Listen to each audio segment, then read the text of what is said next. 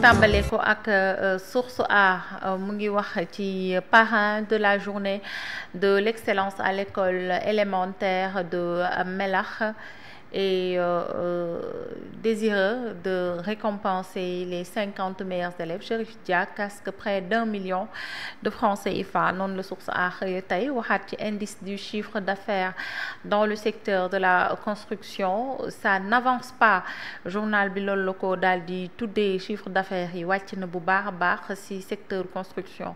ayca le collectif des détenteurs de titres remet le dossier hangar pèlerin sur la table du tandem Diomaye Sonko. Son cri de détresse mi ngi noonu hangar des pèlerins jël nañu li nga xamante ni rek wala boog collectif bi nga xamante ni ñoom ñooy détenteur des titres jox nañu dossier bi ki nga xamante ne mooy le président de la République et son premier ministre mu ngi noonu donc cri de détresse la daanaka journal bi xëy na ci marché attribué à Azer AO EPC Thierno vers un tas d'explications voilà noonu la ko journal bi bindee vers un tas d'explications. Ça cache beaucoup de choses et c'est en rouge en plus.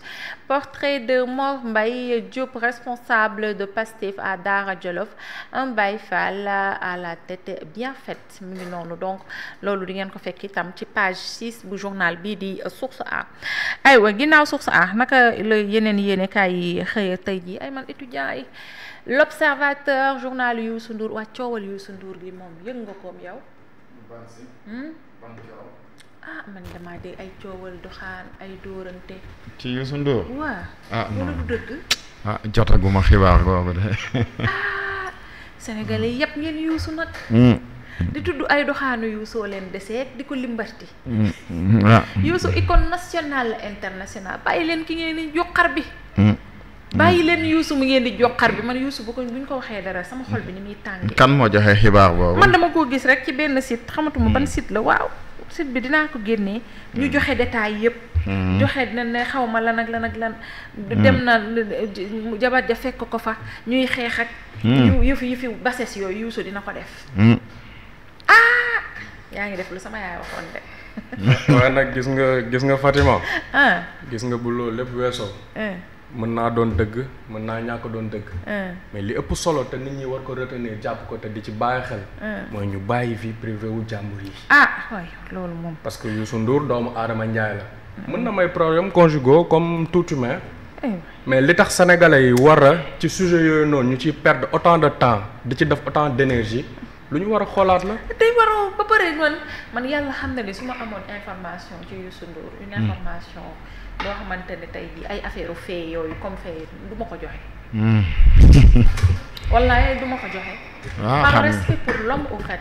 xam nga par considération pour tout ce qu'il a pu faire pour le Sénégal c'est que man Youssou ay ak ñeneen ñu ma mënul tudd. dañu bokk ci ñoo xam ne man pour man Sénégal ñun dañ leen war a protéger. xam nga loolu yëpp aussi ak ay sew ak ay wax yu ñàkk fayda yi pour man waruñu ci sax boole. xam nga loolu yëpp aussi day nekk degré d'information bi. ak maanaam nit ku ne façon bu muy gisee l'information xam nga dañu ne information ak bu mu mënti doon wax nga ci boo koy joxe nga teggi turu ki fa nekkoon nga def fa sa tur wala sa turu papa wala sa turu ndey pour xam ba xam information bi war na jàll wala warul jàll li nag ñu waxaat la neen ñu ne la information bi boo koy joxe wax nga xool non seulement ba xam information la te pour mu doon information dafay am fait nouveau. foog nga def recoupage léegi boo amee fait nouveau nga xool ba xam information bii nii aussi am na intérêt public su dee am na intérêt public nga doog a xool information bii nii man su ma ko joxee lan lay defar ak lan lay yàq ak tey ma joxe ko ak ma ñàkkaa joxe ban poids lay def ci société bii di suivre info bi. léegi nag mu amaat leneen loo xamante ne aussi tënk na la en tant que journal ñu ne la le droit du public à l'information ñu ne la public bi kat yow da nga leen war a jox information léegi nag ban information nga leen di jox. yow yooyu yi ngay wax nii gis nga mooy li ñu jàng. waaw li ngay wax nii mooy li ñu jàng waaye nu mu tuddati dafa am loo xamante ni peut-être c'est nit ki da koy liiwaale daal maanaam day nekk mbir boppam. maanaam léegi nag xam nga quand il s'agit voilà nga ni man de ce que je vais faire c'est que man am na yenn nit yoo xamante ni fii nii Sénégal information bu bokkut ak jaay drogue wala rey nit. yaa ngi dégg beneen information bu cofantal ay faits divers du ma bokk ci ñi koy siiwal ci nit yooyu pour préserver leen parce que nit yooyu dañoo war a nekk nit yoo xam ne dañoo war a mel ni parc ñoko la ko baa maanaam kii la comme on dit kii la maanaam loo xamante ne waaw ay nit yoo xam ne ñun dañ leen war a protéger ci ay kii yu ba mais bi ma xoolee affaire bi après yeggalewu ma ko sax parce que je me suis dit ñàkk loo def lii tax ñu ñuy yàpp gouvernants yi di ñu yàpp naan ñàkk fayda amu leen lu ngeen wax ay journalistes yu liggéeyul li tax ñu ñuy yàpp xeetu information noo ci defee plateau bu mag naan waaw Youssou Ndour di dugg ci vie privée c'est honte ayca l'Observateur mu ngi ñëw ci festival Rio Loco hommage poignant de Youssou Ndour à Jimi Mbaye kii lii rek lañ ko deseel ñu ñëw ci beneen information ci l'Observateur flou autour des 2 émissions de garantie chasse aux primes sur 37 milliards. Thierno Alassane Sall, l'ombre d'un scandale à la lumière d'un marché. Arcop-Sonac, le clash administratif sur fond de conflit électrique. Vous semblez à chaque fois esquiver la question et traiter un sujet différent. Dixit à l'Arcop.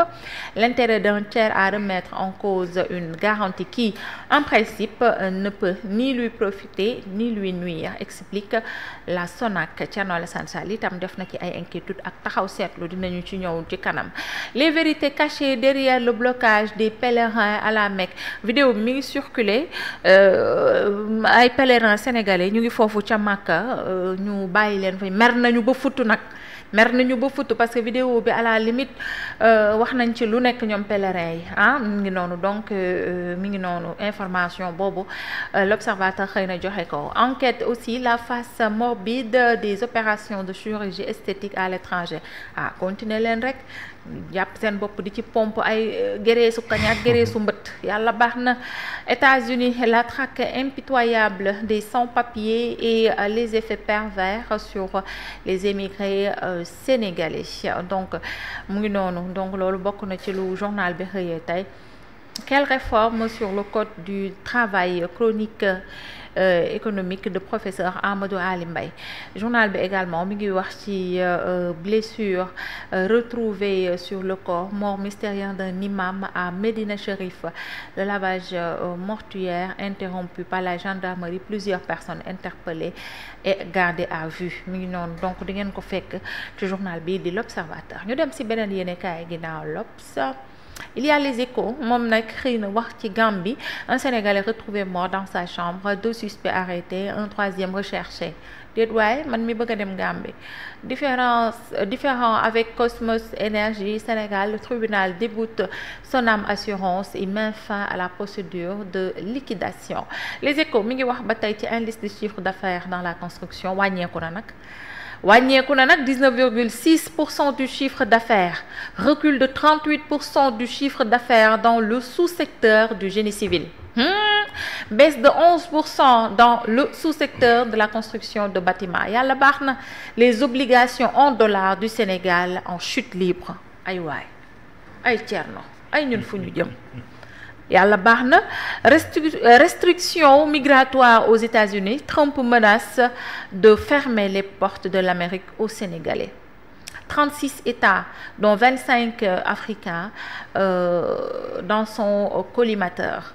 Les conséquences éventuelles terribles pour des millions de compatriotes et de familles. Yassine Fall alerte et met en garde les Sénégalais en situation irrégulière aux États-Unis. Mais nañu ñibbisi situation da ngay dem immigration rek nga ne leen amatuma mënutuma nañ may dàqee naa ñibbi maa ngi ñibbi nga ñibbisi coow li fay n'est-ce pas mu ngi noonu ay ca les Échos loolu la xëy ñu ñëw ci beneen yéenekaay ginnaaw les Échos. Amina li nga may defloo nii yàlla baax na. L'évidence suñu dëkkandoo yi Univers Salon 2025, un salon inédit et innovant pour l'orientation des élèves étudiants. En 3 jours, plus de 20 000 jeunes ont exploré les nombreuses opportunités d'orientation et de formation au service de leur avenir. Affaire Aéroport EPC, TAS interpelle Cheikh Diba sur des garanties émises sans paiement de prime. Ana xaalis bi de la ñuy laaj ndax nee nañ dugg na ba pare. Alors ñu dem ci beneen yéenekaay ginnaaw l'évidence, le Soleil national, implication des minicars. Cheikh Chérifou dans les accidents de la route, les nouvelles caisses de la mort, noonu lu ko daal di tuddee. Ces nouveaux types de véhicules de transport sont impliqués dans 5 des 7 derniers accidents mortels enregistrés au Sénégal. Donc en cause la modification de nombre de sièges de 15 à 19 places et l'excès de vitesse. Gis nga war gaynde yi gis nga buñ lay romb ci autoroute bi yow mi Thierno niñ lay rombee yow ci sa bopp yow mi rouler à droite sa xola da ngay wëndeelu bokk li xale yi di way wëndeelu nii ngay def yow da ngay baaje ndax niñ lay rombee nii la ñuy def tali bi diggante Dakar Thiès moom xef xippi du mat 45 minutes duñ ko daw 45 minutes yu mat. oto yii nga xamante ne ñu ngi leen tuddee ay wargaynde surtout yu bees yi te Soleil def ci enquête nii maanaam day ñëwaale 15 places ñoom ñu yokk ci yeneen 4 places mu nekk 19 places. yaa ngi may dégg bu baax. loolu ak excès de vitesse bi loolu rek tax na ba journal bi xamle ñu ne juróomi accident yoo gis juróom-ñaari accident yoo gis juróomi oto yu bees yi la mooy defaraat yi excès de vitesse wala ñu yokk li nga xamante ne mooy siège yi. ana nguuru Sénégal du ngeen wax ci loolu jël ngeen ay réforme ba sonn sur le plan transport mais ba tey dëgg-dëgg yoon yi mi ngi continuer di rey nañ ci bàyyi xel waaye yéeme na de. en tout cas réforme yi ñuy jël pour man li tax mettre ko en place di compliqué mooy day doon ay réforme yu rigide trop bu ñu gënoon a souple ci réforme yi bu ñu gënoon souple ci proposition yi ñii nga xamante ne bii dañuy créer emploi dañuy wut a xëy. lu bon taxul leen a jóg en soi mais maanaam dañuy obligé di jalgati yoon pour mën a arriver à leur fin. yàlla baax na plus de souplesse. yàlla baax na éducation dignité protection le combat de la première dame Marie Khone pour les albinos Wallaay Faye première dame foo jaar yoon la foo jaar Khone foo jaar rek yoon la ayca dama ko bëgg sama bopp rek Marie ñu dem si beneen yéene kaay lii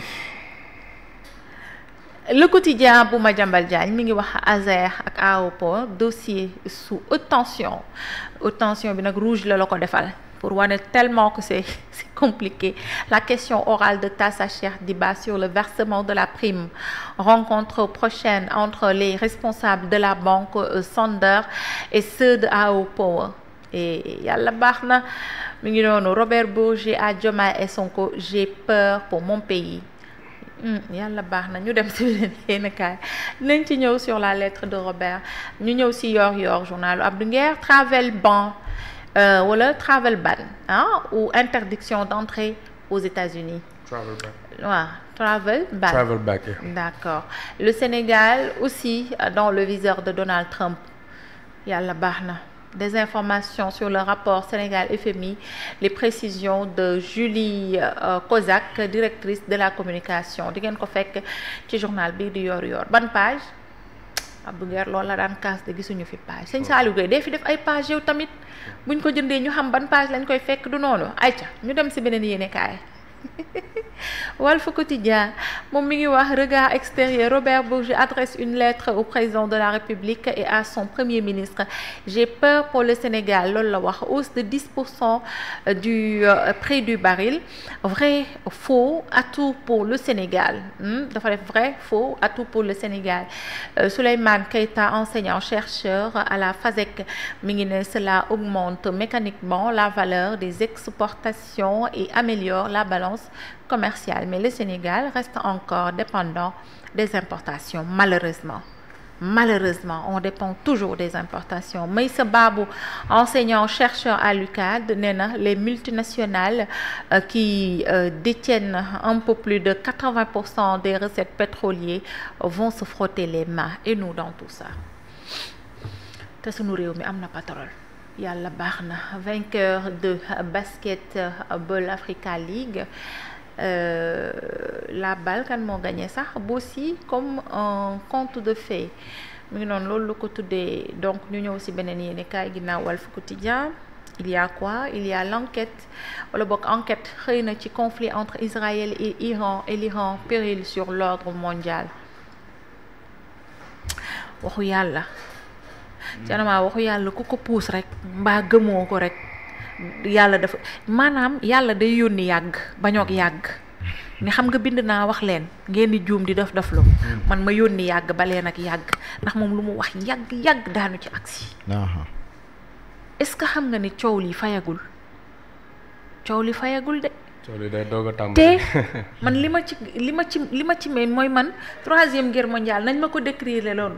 mooy ci nii léegi ba bloc nag commencé am. puissance yu mag yi ku nekk def sa bloc ñii far fii. waaw après nag ñuy soxante. yàlla nañ ci mucc. amiin. yàlla nañ ci mucc kuy fay coow lii.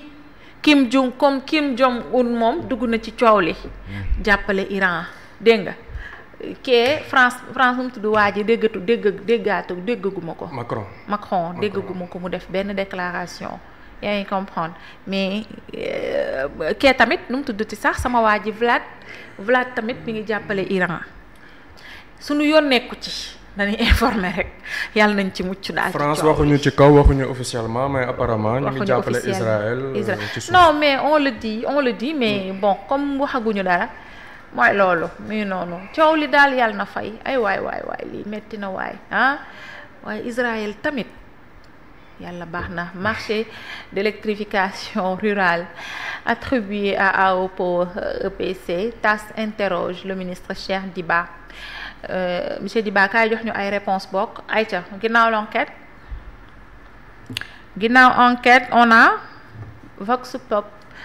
Trump durcit encore les mesures anti-immigration, sale temps pour les Sénégalais et le Sénégal aux États-Unis.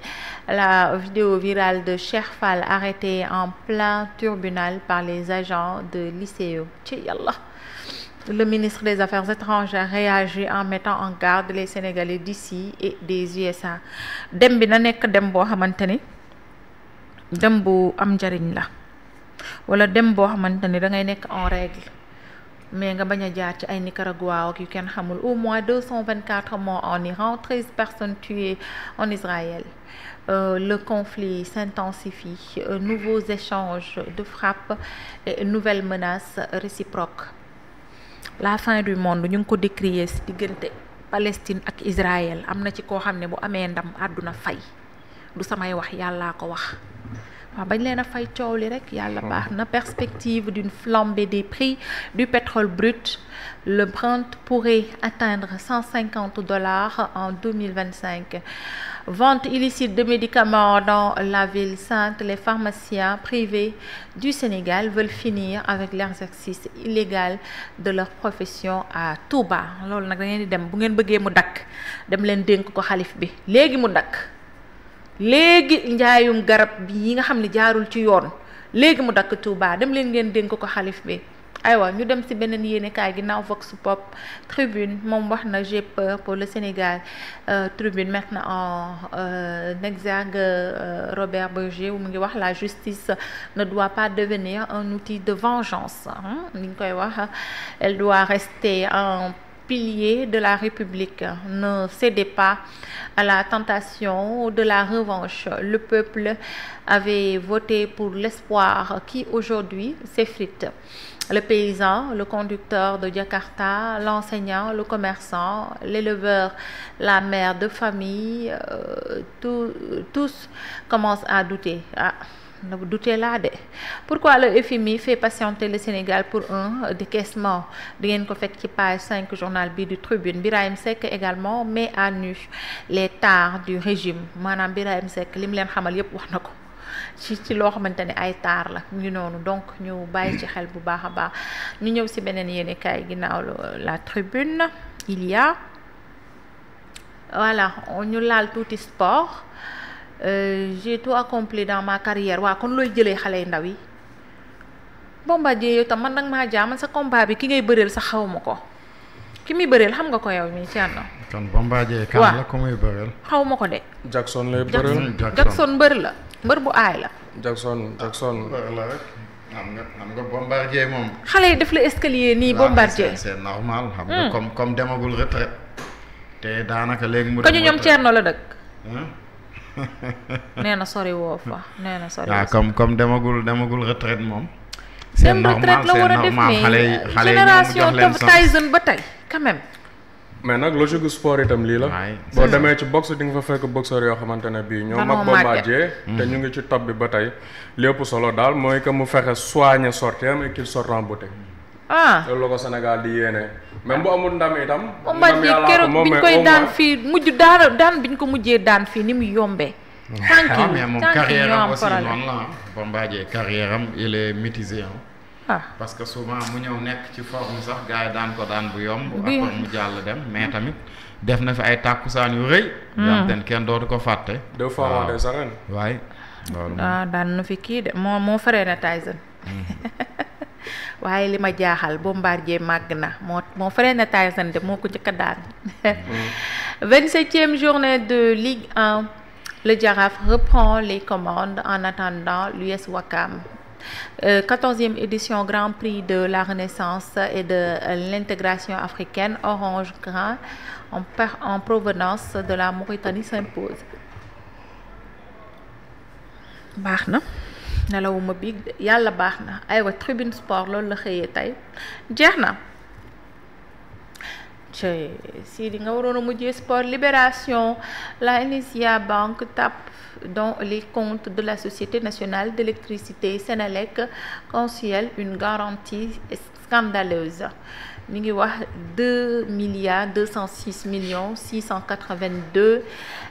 2,682,747 francs CFA puisés des comptes de la Sénélec par la NSIA Banque après le non-respect des engagements du Comité sénégalais pour la sécurité des usagers de l'électricité. Sénélec avait acté auprès de la banque une garantie pour le conçuel en septembre 2020. 2 milliards yàlla baax na ñu dem ci beneen yéene kaay jeex na wala Sidi c'est bon bien yaa ma defal Amina Ba noonu baax na ba tey ma ne ko ci baax na ba tey merci beaucoup Sidi def sama benn cri de cœur balaa ñuy ñëw ci virgule bi